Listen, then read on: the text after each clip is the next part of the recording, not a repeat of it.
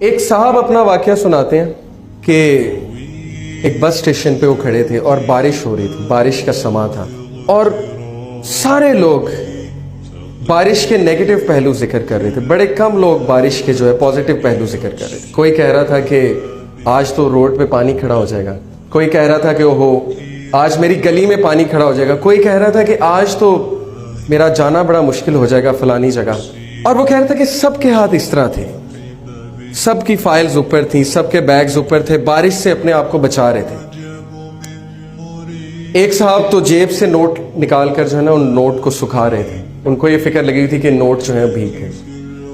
کہتا ہے کہ میں یہ سب دیکھ رہا تھا اور میں نے بھی اپنے اوپر فائل رکھی ہوئی تھی کہ میری گلاسز میں جو ہے وہ ڈراپس آف رین نہ جائیں۔ تو اچانک میری نظر پڑی، دور سے ایک 5-6 سال کی بچی چلی آ رہی۔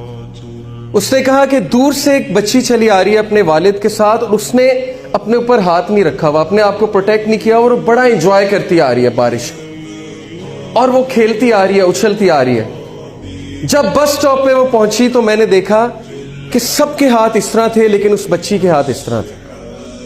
وہ بچی بارش کے آگے اپنے ہاتھ اس طرح کر کے کھڑی تھی، اور بارش کے قطرے اس کے ہاتھ پہ گر رہے تھے، اور بچی ان قطروں کو پی رہی تھی۔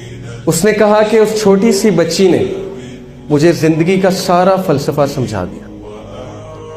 اس نے کہا یہی ہوتا ہے، بارش اسی انٹینسٹی کے ساتھ، اسی کوالٹی کے ساتھ سب پہ گر رہی ہے، لیکن کوئی اس سے بچ رہا ہے اور کوئی اسے انجوائے کر رہا ہے، اور وہ بچی اسے پی بھی رہی ہے۔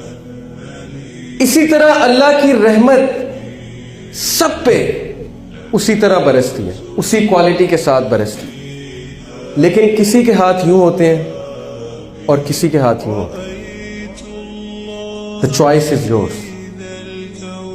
آپ نے کیسے ہاتھ رکھنے؟ اور اللہ کی رحمت کے ڈیفرنٹ اشکال ہیں، ڈیفرنٹ شکلیں ہیں۔ کبھی کبھی اللہ کی رحمت بہت بڑا امتحان بن کر آتی ہے، لیکن وہ آپ کے لیے رحمت ہے، سلیم، کبھی وہ سلیم بن کے آتی ہے۔ اب آپ سوچ لیں، آپ نے ہاتھ ایسے رکھنے ہیں کہ آپ نے ہاتھ ایسے رکھنے؟